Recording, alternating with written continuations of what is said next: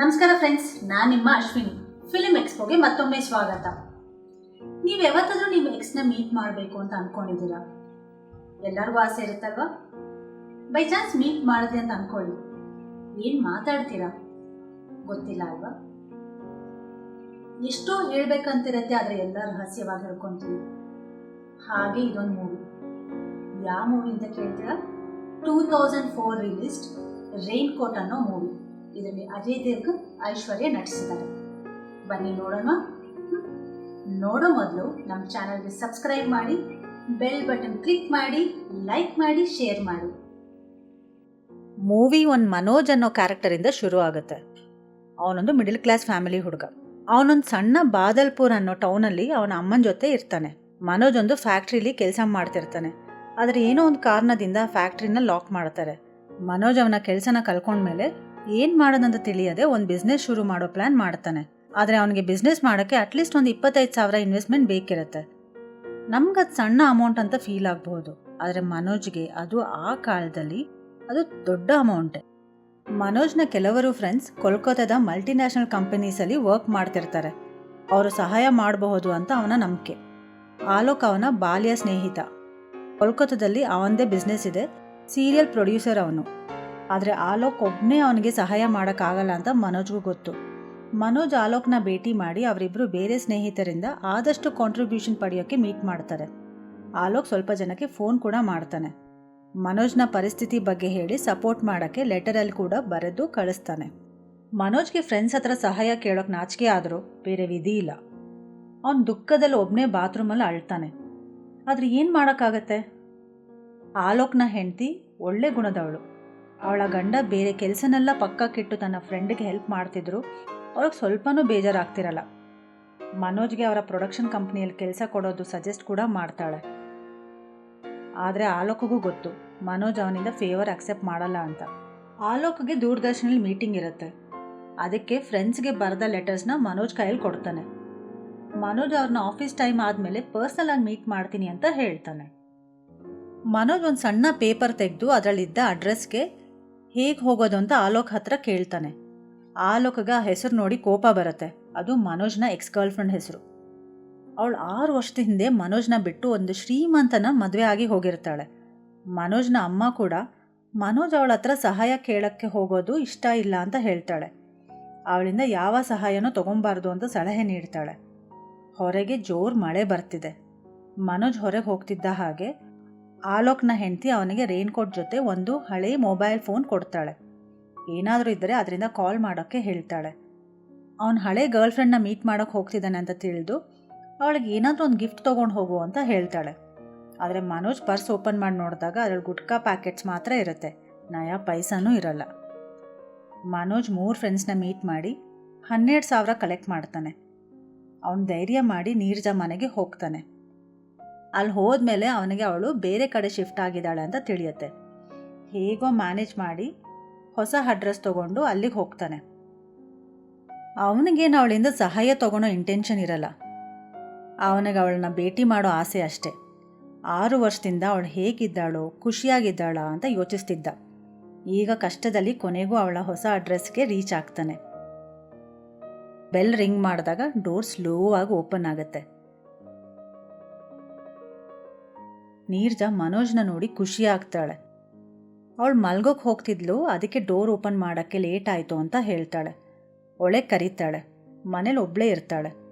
ಕೆಲಸದವರಿಗೆಲ್ಲ ಜೂಜಿನ ಅಭ್ಯಾಸ, ಮಧ್ಯಾಹ್ನ ಆದರೆ ಹೊರಗೆ ಹೋಗ್ತಾರೆ ಅಂತ ತಿಳಿಸ್ತಾಳೆ. ಅವಳ ಮನೆ ತುಂಬ ಫರ್ನಿಚರ್ಸ್ ಇರುತ್ತೆ. ಯಾಕೆ ಇಷ್ಟೊಂದು ಫರ್ನಿಚರ್ಸ್ ಇದೆ ಅಂತ ಕೇಳ್ತಾನೆ. ಹಳೆ ಮನೆಯಿಂದ ಶಿಫ್ಟ್ ಆದಾಗ ಫರ್ನಿಚರ್ಸ್ನ ಬೇರೆ ಕಡೆ ಶಿಫ್ಟ್ ಮಾಡೋಕ್ಕಾಗಿಲ್ಲ, ಅದಕ್ಕೆ ಇಲ್ಲೇ ಹಿಡ್ಕೊಂಡಿದ್ದೀವಿ ಅಂತ ಹೇಳ್ತಾಳೆ. ಮನೋಜ್ ಕಿಟಕಿಯೆಲ್ಲ ಕ್ಲೋಸ್ ಇರೋದು ನೋಡಿ ಏನು ಕ್ಲೋಸ್ ಇದೆ ಅಂತ ಕೇಳಿದಾಗ ಮಳೆ ನೀರೆಲ್ಲ ಒಳಗೆ ಬರುತ್ತೆ, ಅದಕ್ಕೆ ಎಲ್ಲ ಕ್ಲೋಸ್ ಮಾಡಿಟ್ಟಿದ್ದೀನಿ ಅಂತ ಹೇಳ್ತಾಳೆ. ಮನೆ ತುಂಬ ಕತ್ಲಾಗಿರುತ್ತೆ. ಅವಳಿಗೆ ಜನರೇಟರ್ ಕೂಡ ಆನ್ ಮಾಡೋಕ್ಕೆ ಬರಲ್ಲ ಅಂತ ಹೇಳ್ತಾಳೆ. ಕೆಲಸದವರು ಬರದೇ ವೆಯ್ಟ್ ಮಾಡ್ತಾ ಇದ್ದೀನಿ ಅಂತ ಹೇಳ್ತಾಳೆ. ಗಂಡನ ಬಗ್ಗೆ ಕೇಳಿದಾಗ ಅವನು ಜರ್ಮನಿಯಲ್ಲಿದ್ದಾನೆ ಅಂತ ಹೇಳ್ತಾಳೆ. ಮನೋಜ್ ಅವಳ ಗಂಡನ ಬಗ್ಗೆ ಕೇಳಿದಾಗ ಅವನು ಜರ್ಮನಿಯಲ್ಲಿದ್ದಾನೆ ಅಂತ ಹೇಳಿ ಇವತ್ತು ವಾಪಸ್ ಬರಬೇಕಿತ್ತು, ಆದರೆ ಲಾಸ್ಟ್ ಮಿನಿಟಲ್ಲಿ ಅವನ ಆಫೀಸವರು ಅಲ್ಲೇ ಹಿಡ್ಕೊಂಡ್ರು ಅಂತ ಹೇಳ್ತಾಳೆ. ಅವಳಿಗೀಗ ಒಬ್ಬಳೇ ಇದ್ದು ಅಭ್ಯಾಸ ಆಗಿದೆ ಅಂತ ಕೂಡ ಹೇಳ್ತಾಳೆ. ಅವಳು ಹೊರಗೆ ಹೋಗದಿದ್ರು ಅವಳ ಸೆಕ್ರೆಟ್ರಿ ಅವಳಿಗೆ ಎಲ್ಲ ಅಪ್ಡೇಟ್ ಮಾಡ್ತಾಳೆ ಅಂತ ಹೇಳ್ತಾಳೆ. ಅವಳು ಯಾಕೆ ಗಂಡನ ಜೊತೆ ಜರ್ಮನಿಗೆ ಹೋಗಿಲ್ಲ ಅಂತ ಮನೋಜ್ ಕೇಳಿದಾಗ ಅವಳಿಗೆ ಏರೋಪ್ಲೇನ್ ಬಾತ್ರೂಮಲ್ಲಿ ಲಾಕ್ ಆಗಿ ಹೋಗೋ ಭಯ, ಅದು ಅವಳಿಗೆ ಇಂಗ್ಲೀಷ್ ಬೇರೆ ಬರಲ್ಲ ಅಂತ ಹೇಳ್ತಾಳೆ. ಮನೋಜ್ ನಕ್ಕು ನೀನು ಇನ್ನೂ ಚೇಂಜ್ ಆಗಿಲ್ಲ ಅಂತ ಹೇಳ್ತಾನೆ. ಸಡನ್ನಾಗಿ ಬೆಲ್ ರಿಂಗ್ ಆಗುತ್ತೆ. ನೀರ್ಜಾಗೆ ಹೆದರಿಕೆ ಆಗಿ ಮನೋಜ್ಗೆ ಡೋರ್ ಓಪನ್ ಮಾಡೋಕ್ಕೆ ಹೇಳ್ತಾಳೆ. ಅವನು ಡೋರ್ ಓಪನ್ ಮಾಡೋಕ್ಕೆ ಹೇಳ್ತಿದ್ದ ಹಾಗೆ ಅವನ್ನ ತಡೆದು ಯಾರಾದರೂ ನೋಡಿದ್ರೆ ಅಪಾರ್ಥ ಮಾಡ್ಕೊತಾರೆ ಅಂತ ಹೇಳ್ತಾಳೆ. ಅವಳ ಗಂಡಂಗೇನಾದರೂ ತಿಳಿದ್ರೆ ಅವಳಿಗೆ ತೊಂದರೆ ಆಗತ್ತೆ ಅಂತ ಹೇಳ್ತಾಳೆ. ಮನೋಜ್ ಅದನ್ನು ಕೇಳಿ ಮತ್ತೆ ಕೂತ್ಕೊತಾನೆ. ಸ್ವಲ್ಪ ಸಮಯದ ನಂತರ ಅವನು ಏನು ಮಾಡ್ತಿದ್ದಾನೆ ಅಂತ ಕೇಳ್ತಾಳೆ. ಮನೋಜ್ ಅವನದು ಒಂದು ಪ್ರೊಡಕ್ಷನ್ ಕಂಪನಿ ಇದೆ, ಅವನು ಸೀರಿಯಲ್ ಶೂಟ್ ಮಾಡ್ತಿದ್ದಾನೆ ಅಂತ ಹೇಳ್ತಾನೆ. ಅವನಿಗೆ ದೂರದರ್ಶನ್ ಜೊತೆ ಕೋಲ್ಕತ್ತಾದಲ್ಲಿ ಮೀಟಿಂಗ್ ಇತ್ತು ಅಂತ ಹೇಳ್ತಾನೆ. ಅವನಿಗೊಂದು ಕಾಲ್ ಬರುತ್ತೆ. ಅವನು ರಿಸೀವ್ ಮಾಡಿ ಶೀಲಾ ಜೊತೆ ವಿಚಿತ್ರವಾಗಿ ಮಾತಾಡ್ತಾನೆ. ಶೀಲಾಗೆ ಸರ್ಪ್ರೈಸ್ ಆಗುತ್ತೆ. ಅವನು ಏನಾದರೂ ತಿನ್ನೋ ಇಲ್ವೋ ಅಂತ ಕೇಳಕ್ಕೆ ಕಾಲ್ ಮಾಡಿದ್ದು ಅಂತ ಹೇಳ್ತಾಳೆ. ನೆಟ್ವರ್ಕ್ ಇಲ್ಲ ಅಂತ ಹೇಳಿ ಮನೋಜ್ ಕಾಲ್ ಕಟ್ ಮಾಡ್ತಾನೆ. ಇದು ಅವನ ಸೆಕ್ರೆಟರಿ ಫೋನ್, ಅವನ ಫೋನ್ ಮನೇಲಿ ಬಿಟ್ಟು ಬಂದಿದ್ದಾನೆ ಅಂತ ಹೇಳ್ತಾನೆ. ಅವನದು 3 ಮಾಡಿ ಇರುವ ಬಂಗ್ಲೆ, ಅವನು ಟಾಪ್ ಫ್ಲೋರಲ್ಲಿದ್ದಾನೆ. ಅವನ ಅಮ್ಮನ ನೋಡ್ಕೊಳ್ಳೋಕೆ ಒಂದು ಕೆಲಸದವಳನ್ನ ಇಟ್ಟಿದ್ದಾನೆ ಅಂತ ಕೂಡ ಸುಳ್ಳು ಹೇಳ್ತಾನೆ. ಈ ವರ್ಷ ಅವನು ಪ್ರೊಡಕ್ಷನಲ್ಲಿ ಫುಲ್ ಬ್ಯುಸಿ ಇದ್ದಾನೆ ಅಂತ ಹೇಳ್ತಾನೆ. ಅವನು ಆಲೋಕ್ ದೂರದರ್ಶನ್ ಬಗ್ಗೆ ಹೇಳಿದ ಎಲ್ಲ ಕತೆ ಹೇಳ್ತಾನೆ. ನೀರ್ಜಾ ಸೆಕ್ರೆಟರಿ ಜೊತೆ ಅವ್ನು ಫ್ಲರ್ಟ್ ಮಾಡೋದು ನೋಡಿ ಕೇರ್ಫುಲ್ ಆಗಿರೋಕೆ ಹೇಳ್ತಾಳೆ. ಅವ್ರು ತುಂಬ ಹೊತ್ತು ಮಾತಾಡ್ತಾ ಕೂತ್ಕೊತಾರೆ. ನೀರ್ಜಾ ಬರೀ ಟೀ ಕೊಟ್ಟಿರ್ತಾಳೆ. ಏನಾದ್ರು ತಿನ್ನಕ್ಕೆ ಬೇಕಾ ಅಂತ ಕೇಳ್ತಾಳೆ. ಮನೋಜ್ ಡಯಟಲ್ಲಿದ್ದೀನಿ, ನೀನೇನು ತೊಂದರೆ ತೊಗೊಳೋದು ಬೇಡ ಅಂತ ಹೇಳ್ತಾನೆ. ನಾನು ಕೂಡ ಡಯಟಲ್ಲೇ ಇದ್ದೀನಿ ಅಂತ ನೀರ್ಜಾ ಹೇಳ್ತಾಳೆ. ನಾನು ಬೇರೆ ಶುಕ್ರವಾರ ಬರೀ ಕಿಚಡಿ ತಿನ್ನೋದು ಅಂತ ಹೇಳ್ತಾಳೆ. ಕೆಲಸದವ್ರು ಬೇರೆ ಬಂದಿಲ್ಲ, ಹಾಗಾಗಿ ಅಡುಗೆ ಕೂಡ ಆಗಿಲ್ಲ ಅಂತ ಹೇಳ್ತಾಳೆ. ನಾನು ಹೊರಗೆ ಹೋಗಿ ಏನೋ ತಿನ್ನಕ್ಕೆ ತೊಗೊಂಬರ್ತೀನಿ ಅಂತ ಹೇಳಿ ಹೊರಟಾಗ ಹೊರಗೆ ಮಳೆ ಬರ್ತಿರುತ್ತೆ. ಮನೋಜ್ನ ರೈನ್ಕೋಟ್ ಹಾಕ್ಕೊಂಡು ಹೊರಗೆ ಹೋಗ್ತಾಳೆ. ಮನೋಜ್ ಮನೇಲಿ ಒಬ್ಬನೇ ಇದ್ದಾನೆ. ಹೊರಗೆ ಜೋರಾಗಿ ಮಳೆ ಬರ್ತಿದೆ. ಸಡನ್ನಾಗಿ ಒಂದು ವ್ಯಕ್ತಿ ಕಿಟಕಿ ಹತ್ರ ಬಂದು ಬಾಗಿಲು ತೆಗಿಯೋಕ್ಕೆ ರಿಕ್ವೆಸ್ಟ್ ಮಾಡ್ತಾನೆ. ತುಂಬ ರಿಕ್ವೆಸ್ಟ್ ಮಾಡಿ ನಾನು ಬಾತ್ರೂಮ್ ಹೋಗಬೇಕು ಅಂತ ಹೇಳ್ತಾನೆ. ಮನೋಜ್ ಆಗ ಬಾಗಿಲು ತೆಗಿತಾನೆ. ಟಾಯ್ಲೆಟ್ಗೆ ಹೋಗಿ ಹೊರಗೆ ಬರ್ತಾನೆ. ಮನೋಜ್ಗೆ ಏನೂ ಅರ್ಥ ಆಗದೆ ಅವನಿಗೆ ಹೋಗೋಕ್ಕೆ ಹೇಳ್ತಾನೆ. ಆಗ ಅವನು, ನನ್ನ ಮನೆಯಿಂದ ನನಗೆ ಹೋಗೋಕ್ಕೆ ಹೇಳ್ತಾ ಇದೆಯಾ, ನೀನು ಯಾರು ಅಂತ ಕೇಳ್ತಾನೆ. ಮನೋಜ್ ಆಗ ಹೇಳ್ತಾನೆ, ನಾನು ನೀರ್ಜಾ ಒಂದೇ ಊರಿಂದ, ಕೋಲ್ಕತ್ತಾದಲ್ಲಿ ಸ್ವಲ್ಪ ಕೆಲಸ ಇತ್ತು, ಹಾಗೆ ನೀರ್ಜಾ ಹೇಗಿದ್ದಾಳೆ ಅಂತ ನೋಡ್ಕೊಂಡು ಹೋಗೋಕ್ಕೆ ಬಂದೆ. ನೀವು ಅವಳ ಗಂಡ ಅಂತ ನನಗೆ ಗೊತ್ತಿದ್ದಿಲ್ಲ ಅಂತ ಹೇಳ್ತಾನೆ. ಆಗ ಮನುಷ್ಯ ಹೇಳ್ತಾನೆ, ನಾನು ಅವಳ ಗಂಡ ಅಲ್ಲ, ಈ ಮನೆ ಓನರ್. ನಾನು ರೆಂಟ್ ತೊಗೊಂಡೋಗಿ ಬಂದಾಗಲ್ಲ ಕಿಟಕಿ ಕ್ಲೋಸ್ ಮಾಡಿರ್ತಾಳೆ, ಡೋರ್ ಕೂಡ ತೆಗಿಯಲ್ಲ. ಮನೋಜ್ ರಿಕ್ಷಾಲ್ ಬಂದಿದ್ದು ನೋಡಿ, ಬೆಲ್ ರಿಂಗ್ ಮಾಡಿದಾಗ ಅವಳು ಬಾಗಿಲು ತೆಗೆದಿದ್ದು ನೋಡಿ ಬಂದೆ ಅಂತ ಹೇಳ್ತಾನೆ. ಈ ಮನೆ ನೀರ್ಜಾ ಗಂಡಂದಲ್ವಾ ಅಂತ ಮನೋಜ್ ಕೇಳ್ತಾನೆ. ಆಗ ಆ ವ್ಯಕ್ತಿ, ಮನೆ ಮಾತ್ರ ಅಲ್ಲ, ಇಲ್ಲಿರುವ ಫರ್ನಿಚರ್ಸ್ ಕೂಡ ಅವಳದಲ್ಲ ಅಂತ ಹೇಳ್ತಾನೆ. ಅದೆಲ್ಲ ಒಂದು ಡ್ರಾಮಾ ಕಂಪನಿಗೆ ಸೇರಿದ್ದು. ಇವ್ರು ತುಂಬ ಬುದ್ಧಿವಂತರು. ಆ ಮನೇನ ಒಂದು ಡ್ರಾಮಾ ಕಂಪನಿಗೆ ಅವರ ವಸ್ತುಗಳನ್ನ ಇಡೋದಕ್ಕೆ ಕೊಟ್ಟು ಅವರಿಂದ ರೆಂಟ್ ವಸೂಲಿ ಮಾಡ್ತಾ ಇದ್ದಾರೆ ಅಂತ ಹೇಳ್ತಾನೆ. ನೀವು ನೆಕ್ಸ್ಟ್ ಟೈಮ್ ಬಂದಾಗ ಬೇರೆನೇ ಸೆಟ್ ಸಿಗುತ್ತೆ ಅಂತ ಹೇಳ್ತಾನೆ. ಅವರು ಶ್ರೀಮಂತರಿದ್ದಾಗ ನೋಡಿದ್ದೆ ಅಂತ ಮನೋಜ್ ತಿಳಿಸ್ತಾನೆ. ಆ ಓನರ್ ಆಗಿ ಹೇಳ್ತಾನೆ, ನೀರ್ಜಾ ಹಸ್ಬೆಂಡ್ ಆ ಓನರ್ಗೊಂದು ದೊಡ್ಡ ಕಂಪನಿ ರೆಕಮೆಂಡೇಶನ್ ಲೆಟರ್ ತೋರಿಸಿ ಅದನ್ನ ನೋಡಿ ಮನೆಗೆ ರೆಂಟ್ ಕೊಟ್ಟೆ. ಆದರೆ ಅವರು ಸರಿಯಾಗಿ ರೆಂಟ್ ಕೊಡದೇ ಇದ್ದಿದ್ದು ನೋಡಿ ಅವರ ಬಗ್ಗೆ ವಿಚಾರಿಸಿದಾಗ ಆ ಲೆಟರ್ ಫೇಕ್, ಅವಳ ಗಂಡ ಕಂಪನಿಯಲ್ಲಿ ಫ್ರಾಡ್ ಮಾಡಿ ಸಿಕ್ಕಿಬಿದ್ದು ಅವನ ಕೆಲಸದಿಂದ ಹೊರಗೆ ಹಾಕಿದ್ದಾರೆ ಅಂತ ಗೊತ್ತಾಯಿತು. ಹೊಸ ಕಂಪನಿಯಲ್ಲಿ ಕೂಡ ಫ್ರಾಡ್ ಮಾಡ್ದ. ಅದಾದಮೇಲೆ ಒಂದು ದೊಡ್ಡ ಕುಡ್ಕ ಆದ. ಇನ್ನು 2-3 ದಿನದಲ್ಲಿ ಅವ್ರು ರೆಂಟ್ ಕೊಡದೇ ಇದ್ದರೆ ಅವನು ಹೊರಗೆ ಹಾಕ್ತೀನಿ ಅಂತ ಹೇಳ್ತಾನೆ. 10 ತಿಂಗಳ ರೆಂಟ್ 40,000 ಬಾಕಿ ಇದೆ ಅಂತ ಹೇಳ್ತಾನೆ. ಅಷ್ಟು ಹಣ ಎಲ್ಲಿಂದ ತರ್ತಾರೆ? ಅವ್ರಿಗೆ ತಿನ್ನೋಕ್ಕೆ ಹಣ ಇಲ್ಲ. ಪಾಪ ಹೆಂಡತಿ. ಸದ್ಯಕ್ಕೆ ಮನೆ ಆದರೂ ಇತ್ತು, ಆದರೆ ಎಷ್ಟು ದಿನ ಅಂತ ನಾನು ಸಹಾಯ ಮಾಡ್ತಿರಬಹುದು ಅಂತ ಹೇಳ್ತಾನೆ. ಮನೋಜ್ ಅವ್ರಿಗೆ 3 ತಿಂಗಳ ರೆಂಟು 12,000 ಕೊಟ್ಟು ಸದ್ಯಕ್ಕೆ ಇಷ್ಟೇ ಇರೋದು, ಅಡ್ಜಸ್ಟ್ ಮಾಡ್ಕೊಳ್ಳಿ ಅಂತ ಹೇಳ್ತಾನೆ.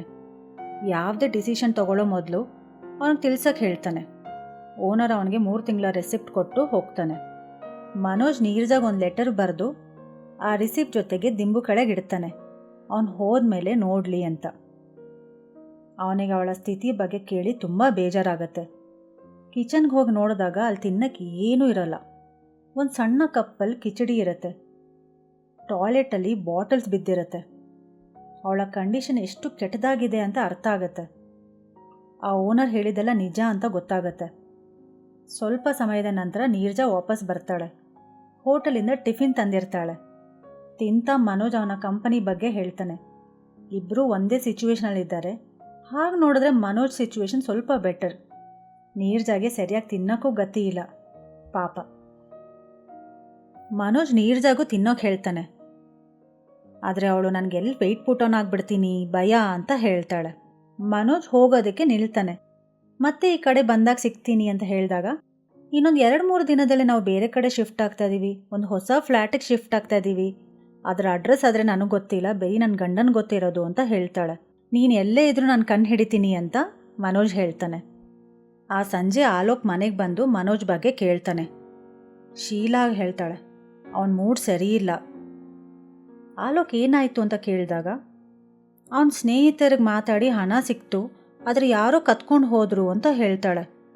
ಆಗ ಮನೋಜ್ ಒಳಗಿಂದ ಹೊರಗೆ ಬಂದು ಶೀಲಾ ಅವನ್ನ ಪ್ರೊಟೆಕ್ಟ್ ಮಾಡೋಕ್ಕೆ ಹಿಂಗೆಲ್ಲ ಹೇಳ್ತಾ ಇದ್ದಾಳೆ ಅಂತ ನಿಜ ಹೇಳ್ತಾನೆ. ಶೀಲಾಗೆ ಮನೋಜ್ನ ವ್ಯಥೆ ಅರ್ಥ ಆಗಿರುತ್ತೆ. ಅವಳು ಕೂಡ ಅವಳ ಪ್ರೇಮಿನ ಕಳ್ಕೊಂಡಿರ್ತಾಳೆ. ಏನೋ ಕಾರಣದಿಂದ ಆಲೋಕ್ನ ಮದುವೆ ಆಗಿರ್ತಾಳೆ. ರಾತ್ರಿ ಮನೋಜ್ ಮಲಗಿದ್ದಾಗ ಶೀಲಾ ಅವನ ರೂಮಿಗೆ ಬಂದು ಕೆಲವು ಜೆವೆಲ್ಸ್ ಕೊಟ್ಟು ಅದು ರೈನ್ ಕೋಟಲ್ಲಿ ಸಿಕ್ತು ಅಂತ ಹೇಳ್ತಾಳೆ. ಅದು ನೀರ್ಜಾದು ಜೊತೆಗೊಂದು ಲೆಟರ್ ಕೂಡ ಇದೆ ಅಂತ ಹೇಳ್ತಾಳೆ. ಅವನು ಓಪನ್ ಮಾಡಿ ನೋಡಿದಾಗ ನೀರ್ಜಾಗ ಆ ಕೋಟಲ್ಲಿ ಅವನ ಲೆಟರ್ ಸಿಕ್ಕಿರುತ್ತೆ. ಅದರಲ್ಲಿ ಅವನು ಹೇಗೆ ಕೆಲಸ ಕಳ್ಕೊಂಡ, ಹೇಗೆ ಸ್ನೇಹಿತರಿಗೆ ಸಹಾಯ ಕೇಳೋಕೆ ಇಲ್ಲಿಗೆ ಬಂದಿದ್ದು ಅಂತ ಗೊತ್ತಾಗಿರುತ್ತೆ. ಆದರೆ ಯಾಕೆ ನೀನು ನನ್ನ ಹತ್ರ ಕೇಳಿಲ್ಲ? ನಾನಿಟ್ಟ ಚೈನ್ನ ಮಾರಿದ್ರೆ ನೀನು ಸ್ವಲ್ಪ ಹಣ ಸಿಗುತ್ತೆ, ಸ್ವಲ್ಪ ಸಹಾಯ ಆದರೂ ಮಾಡ್ದಂಗಿರುತ್ತೆ. ನಾನು ಕ್ಯಾಶೇ ಕೊಡ್ಬೋದಿತ್ತು, ಆದರೆ ಲಾಕರ್ ಕೀ ನನ್ನ ಗಂಡನ ಹತ್ರ ಇದೆ ಅಂತ ಬರೆದಿರ್ತಾಳೆ. ಇಬ್ರಿಗೂ ಅವರ ಸಿಚುವೇಶನ್ ಅರ್ಥ ಆಗಿದೆ. ಆದರೆ ಇಬ್ಬರೂ ಸತ್ಯ ಶೇರ್ ಮಾಡಿರಲ್ಲ. ಒಬ್ರಿಗೊಬ್ರು ಸಹಾಯ ಮಾಡೋ ಯೋಚನೆ ಮಾತ್ರ ಇರುತ್ತೆ. ಸೊ ಹೀಗೆ ಈ ಮೂವಿ ಎಂಡ್ ಆಗುತ್ತೆ. ನಿಜವಾದ ಪ್ರೀತಿ ಅಲ್ವಾ? ಎಷ್ಟೋ ದಂಪತಿಗಳು ಒಟ್ಟಿಗಿದ್ರೂ ಇಷ್ಟು ಸಹಾಯ ಮಾಡಲ್ಲ. ಆದರೆ ಇಬ್ಬರು ಪ್ರೇಮಿಗಳು ಏನು ಮಾತಾಡದೆ ಏನೂ ಹೇಳ್ಕೊಳ್ಳದೆ ಒಬ್ರೊಬ್ರಿಗೆ ಸಹಾಯ ಮಾಡೋದು, ಇದು ನಿಜವಾದ ಪ್ರೀತಿ. ಈ ಮೂವಿ ತುಂಬ ಚೆನ್ನಾಗಿದೆ, ಮಿಸ್ ಮಾಡಬೇಡಿ, ನೋಡಿ. ಮತ್ತೊಂದು ನಿಮ್ಗೆ ಯಾವುದಾದ್ರೂ ಮೂವಿ ಹೀಗೆ ಎಕ್ಸ್ಪ್ಲನೇಷನ್ ಬೇಕಿದ್ರೆ ನಮ್ಮ ಕಮೆಂಟ್ ಬಾಕ್ಸಲ್ಲಿ ಕಮೆಂಟ್ ಮಾಡಿ, ಇಲ್ಲದ್ರೆ info@ud ಸ್ನ್ಯಾಪ್ ಬಾಕ್ಸ್ಗೆ ಮೇಲ್ ಮಾಡಿ. ಮತ್ತೆ ನೆಕ್ಸ್ಟ್ ಎಪಿಸೋಡ್ವರೆಗೂ ಟಾಟಾ, ಬಾಯ್ ಬಾಯ್.